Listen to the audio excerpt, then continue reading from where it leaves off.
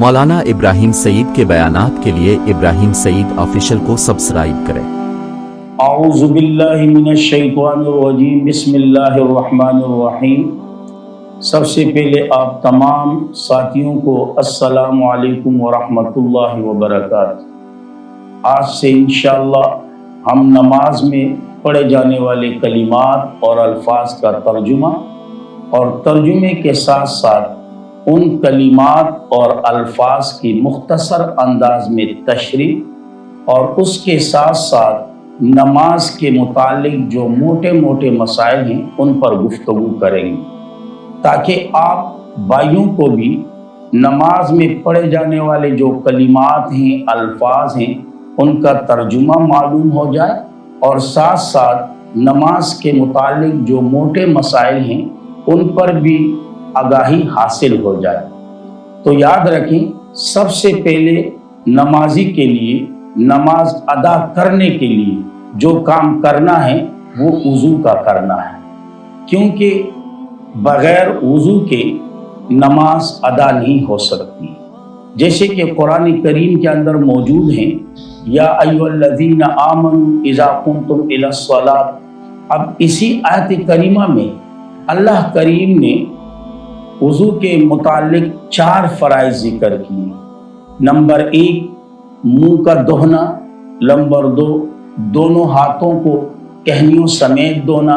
Number 3 سر کا مسح کرنا، نمبر 4 پاؤں کو ٹخنوں سمیت دھونا۔ اسی طرح آپ صلی اللہ علیہ وسلم کا فرمان بھی موجود ہے، لا تقبل الصلاۃ بغیر طہور، کہ کوئی بھی نماز بغیر وضو کے ادا نہیں کی جا سکتی۔ اسی طرح آپ صلی اللہ علیہ وسلم کا دوسرا فرمان بھی موجود ہے کہ مفتاح الجنہ الصلاۃ، کہ جنت کی جو چابی ہیں وہ نماز ہیں۔ پھر اس کے بعد فرمایا مفتاح الصلاۃ الطہور، لیکن نماز کی جو چابی ہیں وہ ہیں پاکی وغیرہ، وضو وغیرہ۔ اب جب نمازی نے اچھی طرح وضو کر لیا، اب دوسرا کام جو نمازی کے لیے انتہائی ضروری ہے وہ یہ ہے کہ یہ نمازی چاہے سفر پہ ہو یا گھر میں ہو یا سواری پر سوار ہو یا زمین پر کھڑا ہو، اپنا منہ اور اپنا روح بیت اللہ کی سمت کی طرف کرے، جیسے کہ قرآن کریم میں موجود ہیں فَوَلُّوا وُجُوهَكُمْ شَطْرًا، اپنے منہ جو ہیں، اپنے چہرے جو ہیں بیت اللہ کے سمت کی طرف کریں۔ اب تیسرے نمبر نمازی کو جو کرنا ہے وہ ہے نیت۔ یاد رکھیں، نماز جو بھی پڑھنی ہو، چاہے فرض نماز ہو، سنت ہو، نفل ہو، اور اسی طرح واجب وغیرہ جو بھی نماز آپ کو پڑھنی ہو، اس کی نیت یہ ضروری ہے۔ جیسے کہ آپ صلی اللہ علیہ وسلم کا فرمان ہے انما الاعمال بالنیات، عمل کا دار و مدار جو ہوتا ہے وہ نیتوں پر ہوتا ہے۔ اب ایک نمازی کو چاہیے کہ وہ جب نماز ادا کرے تو کم از کم نماز ادا کرتے وقت وہ یہ نیت ضرور کرے کہ میں فلاں وقت کی نماز ادا کر رہا ہوں، فلاں وقت کی نماز۔ اور یاد رکھیں یہ نیت جو ہے نا، اس کا تعلق دل کے ساتھ ہے۔ مثال کے طور پر آپ میں سے کوئی ایک ساتھی گھر سے مسجد کی طرف چل پڑے،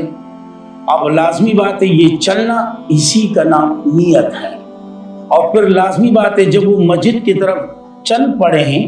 تو لازمی بات ہے ان کو یہ بھی معلوم ہوگا کہ میں فجر کی نماز کے لیے جا رہا ہوں، ظہر کی نماز کے لیے جا رہا ہوں، یا عصر کی نماز کے لیے جا رہا ہوں، یا مغرب کی نماز کے لیے جا رہا ہوں، یا عشاء کی نماز کے لیے جا رہا ہوں، یا جمعے کی نماز کے لیے، یا عیدین میں سے کسی عید کی نماز کے لیے، یہ بھی ان کو معلوم ہوگا۔ اسی طرح ان کو یہ بھی معلوم ہوگا کہ میرا منہ جو ہے قبلے کی طرف ہے،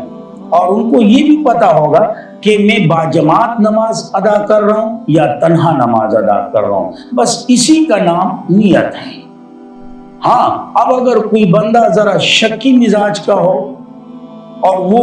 زبانی یعنی الفاظ کی ادائیگی کے ساتھ وہ اگر نیت کرے تو اس میں کوئی حرج نہیں، لیکن یاد رکھیں یہ الفاظ کو زبانی طور پر ادا کرنا، اس کو اگر وہ ضروری سمجھتا ہو، لازمی سمجھتا ہو تو یہ صحیح نہیں، کیونکہ اس کی اجازت نہیں۔ ہاں، اپنے شک کو دور کرنے کے لیے اگر وہ زبان سے الفاظ ادا کریں تو ہم یہی کہیں گے کہ اس میں کوئی ایسی حرج والی بات نہیں، لیکن اگر اس الفاظ کی ادائیگی کو وہ ضروری سمجھتا ہے تو اس کے اندر بہت بڑی حرج ہے، کیونکہ یہ ثابت نہیں، پھر یہ بدعات کی طرف بات چلی جائے گی، لہٰذا اس سے اپنے آپ کو بچانا ہے۔ تو نیت کے بعد پھر نمازی کے لیے جو کام کرنا ہے وہ ہے تکبیر تحریمہ، اور تکبیر تحریمہ اب آسان الفاظ، اللہ اکبر کہتے ہوئے دونوں ہاتھوں کو کانوں کی طرف اٹھانا۔ اب اللہ اکبر تو ہم کہہ رہے ہیں،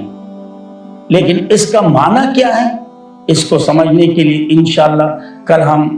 دوبارہ اس پر گفتگو کریں گے کہ اللہ اکبر کا معنی کیا ہے، اور اللہ اکبر پڑھتے وقت ہمارے ذہنوں میں کیا ہونا چاہیے، تو انشاءاللہ اس پر کل گفتگو کریں گے۔ اللہ رب العزت عمل کرنے کی توفیق عطا فرمائے۔ وآخر دعوانا الحمدللہ۔